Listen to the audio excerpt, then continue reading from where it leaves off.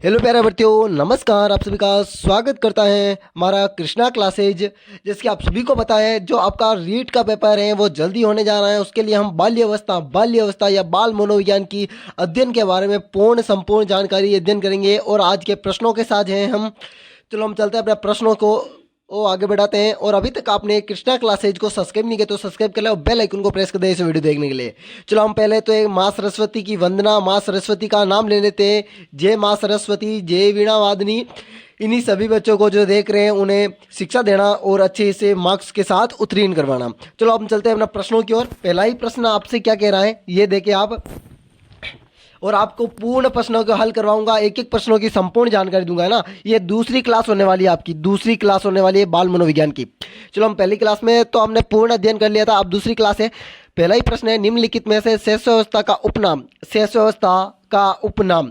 आपको बताए अवस्था कितनी होती है? तीन है। एक तो बाल्य अवस्था, शेष अवस्था और किशोर अवस्था। एक प्रौढ़ अवस्था भी होती है। अब ऊपर अपन तीन ही गिनते, ज्यादातर तीन ही गिनते, है ना। ऑप्शन नंबर है भावी जीवन का आधारशील काल। बिल्कुल जी, भावी जीवन का आधारशील काल किसे शेष अवस्था को कहते हैं। संस्कारों की आयु, बिल्कुल जैसे ही आपको सिखाते हैं बच्चे को उसी प्रकार से बालक सीखता है। जिज्ञासु आयु, उसमें छोटे बच्चे में क्या होती है? जिज्ञासु अधिक होती है। उपयुक्त सभी, बिल्कुल आपका राइट आंसर डी होगा। बिल्कुल आपका राइट आंसर डी होगा, उपयुक्त सभी। आपको याद रखना, भावी जीवन का आधारशील काल, संस्कारों की आयु और जिज्ञासा अधिक। छोटा बच्चा होता है वो जिज्ञासु होता है। जिज्ञासु किसी चीज को करने का इच्छुक होता है, उसे जिज्ञासु कहते हैं ना। अगला ही प्रश्न आपके सामने, आपका दूसरा प्रश्न पूछा गया है।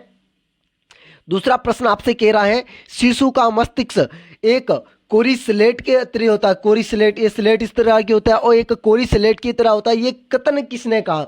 ये कथन किसने कहा? Option number A Skinner, option number B है John Locke, option number C है Sigmund Freud, option number D गुड रुनक। जल्दी से बताइए। जो शिशु का मस्तिष्क है या बच्चे का मस्तिष्क है कोरी स्लेट की तरह है, मतलब कुछ नहीं आ रहा है उसे, उसे कुछ नहीं आ रहा है। ये जॉन लॉक ने कहा था। बिल्कुल जी, जॉन लॉक आपका बिल्कुल जी बी आंसर हो जाएगा, जॉन लॉक। अगला प्रश्न आपके सामने, आपका तीसरा प्रश्न कह रहा है, बाल्य अवस्था का समय होता है। बाल्य अवस्था, बाल्य अवस्था, बाल्य अवस्था का समय होता है। ऑप्शन नंबर है 0 से 6 वर्ष, ऑप्शन नंबर बी है 6 से 12 वर्ष, ऑप्शन नंबर सी है 7 से 12 वर्ष, ऑप्शन नंबर डी है 12 से 18 वर्ष।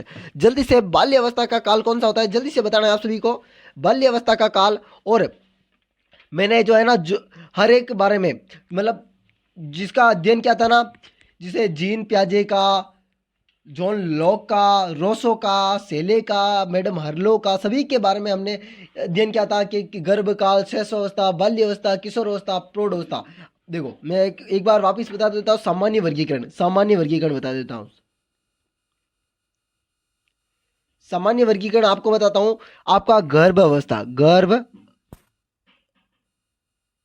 गर्भ अवस्था ये होती है जन्म तक, जन्म तक, गर्भधान से जन्म तक, है ना।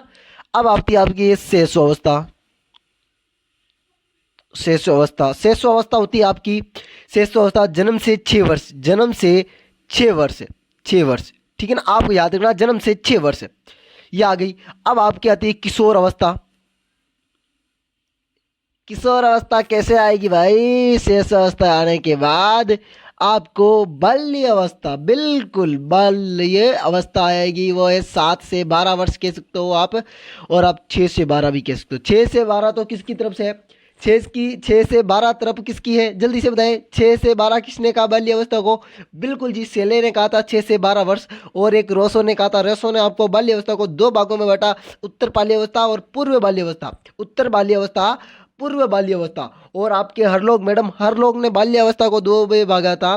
देखो, एक तो पूर्व बाल्य अवस्था, एक बाल्य अवस्था। एक ये मैडम हर लोग और रोसो, इन्होंने दो बाल्य अवस्था को दो भागों में बांटा था। और आपके जोन्स ने किसे दो भागों में बांटा था? उसने किसी को भी दो भागों में नहीं बांटकर किशोर अवस्था को दो भागों में बांटा, जो 18 वर्ष के बाद प्रौढ़ अवस्था बताई दी, है ना।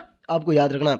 तो आपको राइट आंसर क्या होगा सामान्य वर्गीकरण में? 7 से 12 वर्ष, बिल्कुल जी डी आंसर। क्योंकि एक विशेष नाम नहीं आया, यहाँ पर नाम दे देता बाल्य अवस्था का काल समय सेले के द्वारा, सेले के द्वारा। तो आपका बताता है 6 से 12 वर्ष, पर आपका कोई नाम नहीं दिया, तो आपको 7 से 12 वर्ष तक ही जाना है। 7 से 12 वर्ष ये सामान्य वर्गीकरण है। और आपका आ जाए John Locke, John John Locke, John Locke तो आप क्या बताओगे जल्दी से? जॉन जॉन बताओ जो जल्दी से। बाल्यावस्था 7 से 12 वर्ष, बिल्कुल जी 7 से 12 वर्ष ही होगा।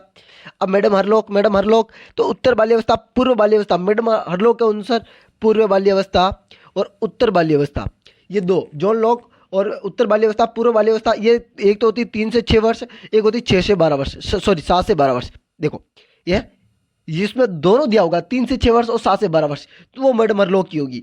ये वर्गीकरण है। चलते हमने अगला प्रश्न की ओर। टेंशन मत लो, आपके पास कराने की गारंटी हमारी है। चौथा ही प्रश्न आपसे कह रहा बाल्यावस्था का उपनाम बाल्यावस्था को और किस नाम से जाना जाता है? ये जल्दी से, और एक नहीं है वो नाम, एक नहीं है बस। ऑप्शन हमारे जीवन का अनोखा काल, बिल्कुल जी ये कहते हैं जीवन का अनोखा काल। बाल्यावस्था को जीवन का अनोखा काल अनुभव करवाता है। बच्चे अलग अलग तरह से खेल खेलते हैं, अलग बाल्यावस्था को ही खेल की आयु कहते हैं, आपको याद रखना है। चुस्ती की आयु, बिल्कुल बच्चा फुर्तीला होता है, एकदम किसी काम को करने का इच्छुक होता है, जिज्ञासु होता है। समुदाय दल की बात रहा है, बहुत बढ़िया। बच्चा एक के साथ एक दोस्ती कर लेता है और अपने बालकों के साथ खेलता रहता है। माँ के पास रहना, बिल्कुल जी नहीं, बिल्कुल जी नहीं, क्योंकि बाल्यावस्था में बच्चा माँ के पास ना रहकर समुदाय में रहना पसंद करता है, अपने दोस्तों के साथ रहना पसंद करता है। अगला ही प्रश्न आपसे साथ में पांचवा प्रश्न पूछा गया है। पांचवा प्रश्न, जीतेगा वही जिसने तैयारी की है। जी जीतेगा वही जिसने तैयारी की है, अनोखा नहीं कोई जीत सकता है, नहीं कोई जीत सकता है। पांचवा प्रश्न आपसे कह रहा है निम्नलिखित में से बाल्यावस्था की विशेषता नहीं है। बाल्यावस्था की विशेषता नहीं है, प्रश्न पढ़ना है पूर्ण तरीके से। नेता बनने की इच्छा, बिल्कुल देखो अभी मैं बताया था समुदाय दल में, तो ये नेता बनने की इच्छा तो होगी उसमें, बिल्कुल जी। और समुदाय दल में रहने की इच्छा, बिल्कुल ये तो होगी। समलिंगीय समूह के प्रति भावना, मतलब जो बालक होगा, जो बॉय होगा, बॉयज और गर्ल्स, ये बॉयज गर्ल्स से प्रति आकर्षित होगा और गर्ल्स बॉयज के प्रति आकर्षित होगी। इसमें ये समलिंगीय प्रति क्या है? भावना, मतलब एक दूसरे के प्रति समान भावना, समलिंगीय प्रति समूह भावना, ये भी होगी। और आपके बॉय और गर्ल दोनों ही अपने आपस में क्या होंगे? आकर्षित होंगे। इसमें बाल्यावस्था में होते हैं, किशोर अवस्था में ज़्यादा होते हैं। किशोर अवस्था में बिल्कुल जी इसके परिपूर्ण हो जाते हैं और दोनों ही एक दूसरे के प्रति आकर्षित होते हैं। किसी के साथ नहीं रहने की इच्छा, बिल्कुल जी ये तो नहीं होगा। आपको बता, ये 3 आपने पढ़े ही हैं, 3 आप पढ़ते ही आपको पता चल जाएगा यस, और ये चौथा ही आपका गलत आंसर आ जाएगा, बिल्कुल जी। अगला प्रश्न आपके सामने, आपका छठा प्रश्न आ रहा है। छठा प्रश्न, ऐसा शायद ही कोई खेल है जो 10 वर्ष का बालक नहीं खेल सकता है। ये कथन किसने कहा? ये कथन किसने कहा था कि ऐसा कौन सा खेल है जो 10 वर्ष का बालक नहीं खेल सकता? ऐसा कोई खेल नहीं है जो 10 वर्ष का बालक नहीं खेल सकता, पर ये कथन किसने कहा था? ऑप्शन में रिंटंग, ऑप्शन में सिगमंड फ्राइडे, ऑप्शन में कोल, ऑप्शन में जीन पियाजे। जल्दी से बताना ऐसा कौन सा कथन था जिसने 10 वर्ष का बालक नहीं खेल सकता खेल? ये कथन, ये कहना किसका था? ये कहना किसका था?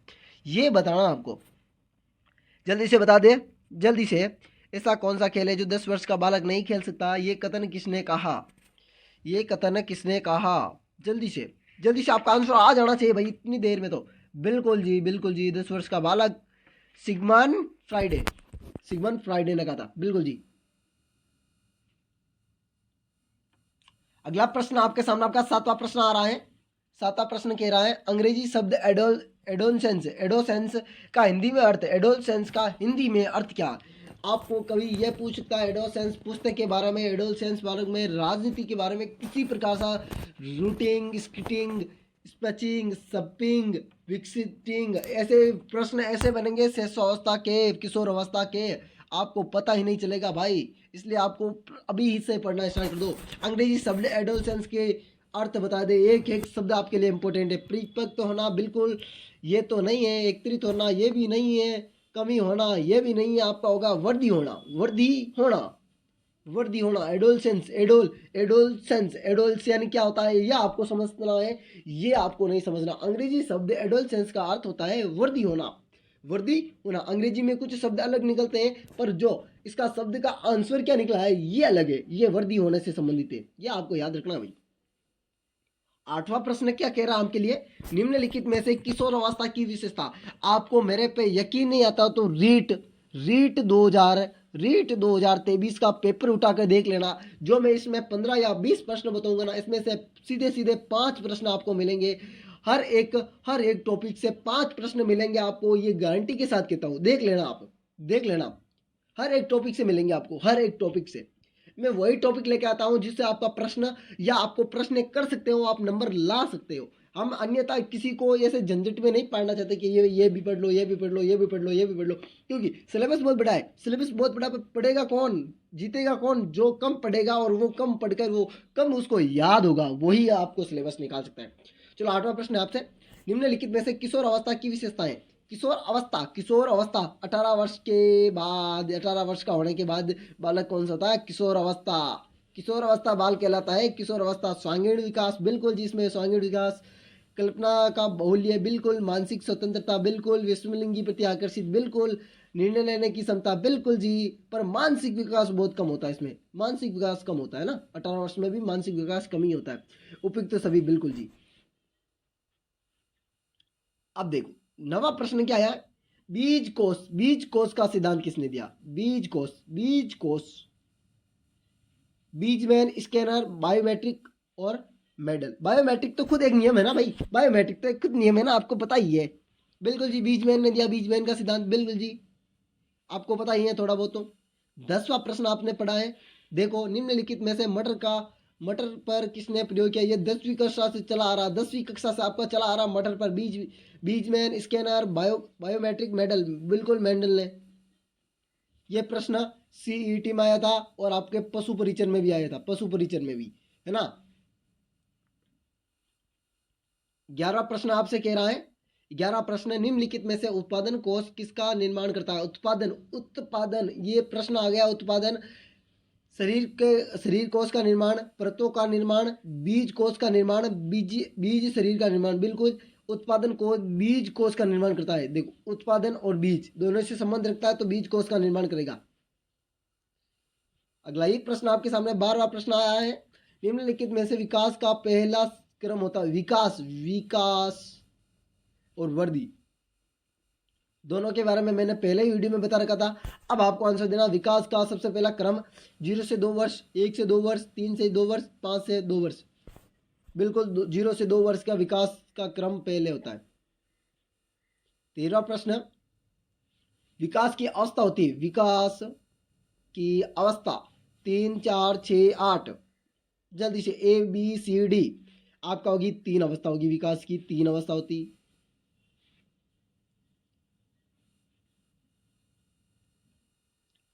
भाई अवस्था के बारे में बताना है क्या? कमेंट कर देना, अवस्था के बारे में बताना है तो कमेंट कर देना भाई, नहीं तो वीडियो बहुत लंबा हो जाएगा भाई। कमेंट ही नहीं करते हो आप तो। कमेंट देखूंगा उसके बाद में आपको कल से स्टार्ट करूंगा ना।